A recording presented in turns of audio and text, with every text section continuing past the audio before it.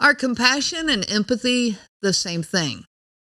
I get asked this from time to time, and understanding the difference between compassion and empathy, it's vitally important, especially for people who are dealing with a non-empathic person. There's a lot of confusion that can come if you don't really understand the difference of the two. And so I'm going to start by talking about the similarities. They are similar. They certainly deal with the same topic. They deal with, the emotional needs of another person, and not even just emotional, but the physical as well, needs of another person. So I looked up the definition of compassion, and it's the feeling that arises when you are confronted with another person's suffering and then are motivated to relieve that suffering. And I looked up the definition of empathy: the ability to sense other people's emotions, coupled with the ability to imagine what someone else might be thinking or feeling. So these can feel really similar, but we need to understand the differences. I'm Renee Swanson, your host of the Covert Narcissism podcast, and today we're going to talk about the difference between compassion and empathy and why it matters. So let's start with compassion. Compassion is action-based. It is the desire to take action to help somebody. It's you're motivated to do things to help this other person, and that motivation can come from a lot of different things, and we'll talk about that, but it involves recognizing the suffering of another person. So maybe they got a cancer diagnosis, maybe they had a death of a loved one, maybe they lost their job. All of these are externally recognized. You can tell that a person is suffering because of circumstances that have happened within their life. And so you might care about that situation and feel moved to help them. But it doesn't necessarily mean that you have put yourself in their shoes, that you understand what they're going through. You see, compassion does not require a connection with this person on an emotional level. It does not require a connection to their emotional reaction to their suffering. Can a covert narcissist be compassionate? At the time that I was in my marriage, not knowing the difference between compassion and empathy, I would have said no, that there's no way that this is compassion. Now that I understand more, yes, a covert narcissist can absolutely show compassion. Compassion is about outward behavior. And so let's talk about some of the motivations behind it. You can have compassionate acts because you're motivated to look good. That certainly fits with covert narcissism.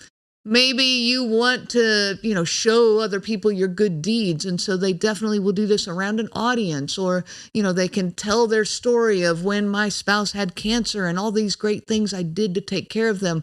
And so they're there to impress the community around them, the family and friends that are around. Another motivation behind compassion would be, to do things that you believe makes you a good person. So a covert narcissist believes that they are a good person. And so they're going to do things that match that belief. And this doing things are these compassionate acts, carrying groceries for a neighbor, or helping shovel the driveway, when it snows, the neighbor's driveway, especially if the neighbor is sick or injured or anything like that. And so now they can, within themselves, defend that they are a compassionate person. They can continue believing that they are the great and wonderful person that they are because of the things that they do. Another motivation behind compassion is to have one up on this other person. If they're doing compassionate acts for you, now you owe them. Okay, you owe them because they took such good care of you while you were sick. And so it becomes transactional. They do the compassionate acts so that they will get favors in return. So this show of compassion definitely fits with the narcissistic sense of superiority, the sense of entitlement. It's that transactional. Everything is transactional. So I do this for you, you do this for me. But it's not necessarily motivated by an emotional response. Compassion is action-based. And without the emotional response behind it, without empathy behind it, it can feel really fake and really shallow. It feels empty. I have people talk to me about the altruistic behavior of their partner to the society, to the world, to their little pocket of the world. This person looks so compassionate. They do all of these different things. And what are some examples of those acts of compassion? Like I said, helping a neighbor shovel a driveway when it snows. That can be seen in the community. Carrying someone's groceries to their car and helping a sick friend with their yard work. Even volunteering at a local charity. Donating money, to help people, especially if their name gets put in the little, sponsors here kind of category. Even extending verbal forgiveness to someone. That can be a show of compassion that doesn't have empathy behind it. They're doing it to make sure that they look good, or they look, like they are compassionate.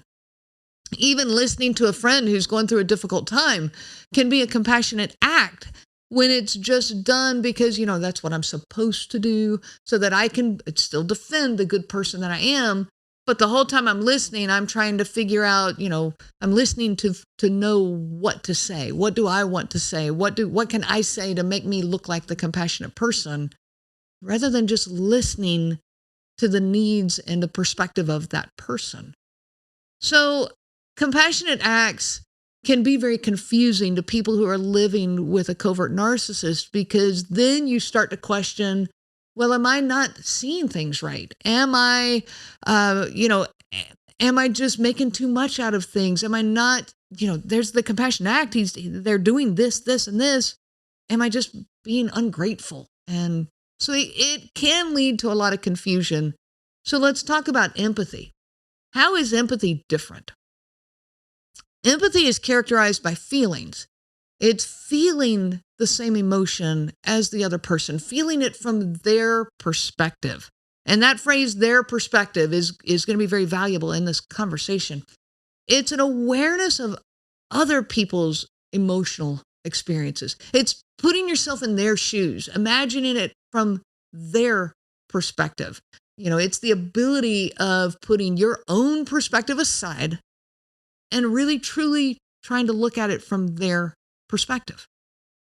Now, empathy can be the fuel for compassionate acts. So empathy can lead to the acts of compassion. But empathizing with someone doesn't even mean you do anything. It might just be being there for them. Just having that desire to connect with them and help carry their emotional burden. So empathy is more internal. It's feeling-based. It encourages connection with another person. You can end up feeling really close to them, even if they didn't do anything. But you can feel emotionally very connected. You can feel heard. You feel like you've been understood.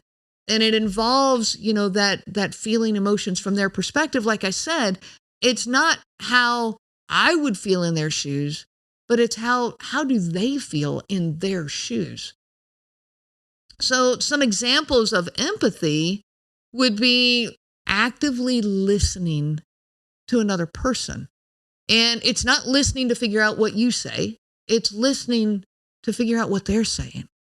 Listening without all the chatter in your mind of, I remember sitting in conversations, even as a teenager, and when somebody was opening up to me about a problem they're having, I remember while I was listening, trying to figure out what I was going to say. And in my mind, I would even think, okay, well, if I say this, that's going to sound like I'm really compassionate.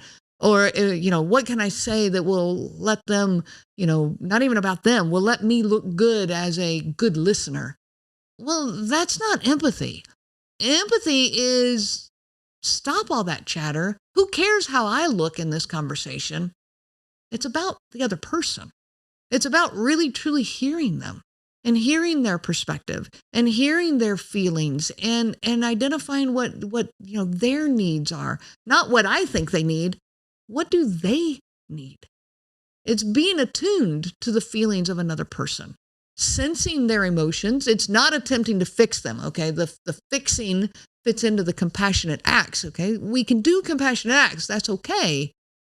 But how about starting by listening, not with the goal of fixing? Being able to tell when someone is upset, angry, happy, sad, or even, the more intricate emotions than that of, overwhelmed or ecstatic, and the ones that, maybe are not on the surface, they go a little deeper. Feeling their feelings within you of how would I feel if I felt the way they feel. Okay. That's empathy. So what does perspective have to do with this? It's got everything to do with it. Perspective, if I can only hold my own perspective and I can't possibly see the perspective of another person, then I don't have empathy. Empathy requires that I can put my perspective down and I can see the perspective of another person. I've used the example before of two cars sitting at a traffic light, and it's such a great example of perspective. If two cars are sitting at a traffic light and one driver's in a hurry and I got to go and I've been late to 5 times this week and I've got that meeting and I've got too much on my plate, they're sitting at that traffic light going, okay, this is the longest traffic light I've ever sat at. And in the car beside them, you have a driver who's laid back. They're not in a hurry. Their week's been pretty smooth. They, enjoying the sunshine. They've got music on the radio. When the light turns green to them, they're like, man, that light, that was fast. And the question comes of who's right? Well, that's a question of perspective. They're both right. But the driver who's in a hurry, can they put their own perspective down and see the perspective of the other person? That's where empathy comes in. Someone with empathy, they can see other people's perspectives, but covert narcissists can't do this. They can't see, understand, or even acknowledge that somebody's got a different perspective than them. They might show compassion when, let's say, a family member dies. So let's say, that your grandmother or your grandfather, your grandparent passes away, and they can see that. Like a covert narcissist can see there's been a death. So they know, okay, when there's a death, there's sadness and there's grieving and there's things to get done. And so they can actually be very compassionate during that time. Now, they will a lot of times undercut that because they're not the center of attention, and that's a whole side story. But they can see that this death happened. So they can see that there's needs. They can see the needs. The needs make sense to them because they match this event that has happened in life. And so they offer compassionate acts. But when you're expressing your frustration because they yelled at you or they called you names, they don't see this from your perspective. What they see is, well, I was mad at you because of what you did. So it makes sense that I yelled at you. So I don't understand why you're upset about this. They don't see an event that should cause you to be upset. And so they don't have compassionate acts then. Well, this is that lack of empathy. When a death has happened, they can see the event and they agree that you should be upset. But when you are calling them out for the way they've treated you, they don't see why you should be upset, so there's no compassionate acts that follow that. All of that is due to the lack of empathy. That lack of empathy, they cannot see it from your perspective. They don't see why you should be upset because nobody died. Okay? You didn't get diagnosed with cancer. There's not a thing that shows them. So from their perspective, they don't think you should be upset. All right? I'll add to this that a covert narcissist not being able to see from your perspective, that when there is that death, they will do what they believe you need, not what you actually need. They will do what they think is best, not what is actually what you need. And so again, this goes back to that lack of empathy.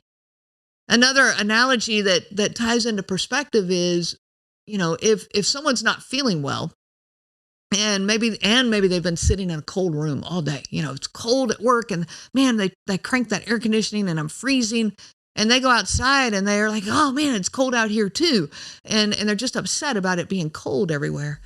And you've got somebody else who walks out of the office. They're feeling great. Maybe they just did a workout, and they're feeling really good. And they walk outside and go, wow, it feels great out here. Both people are right. Empathic people can understand that perspectives are different. Perspectives are personal. Perspectives are internal. And this is where covert narcissists get trapped. They can't get to that internal world because of the lack of emotional growth and emotional development. And so they can't see things from another person's perspective. Now, why is it so important to know the difference between compassion and empathy? When you don't know this difference, it can lead to a whole lot of confusion with your partner. This is a partner who shows no empathy, but has moments of compassion. They do compassionate things. And the problem is to the world around you, okay, you're living in their world, this little pocket of the world that's around you, they see all the compassionate acts.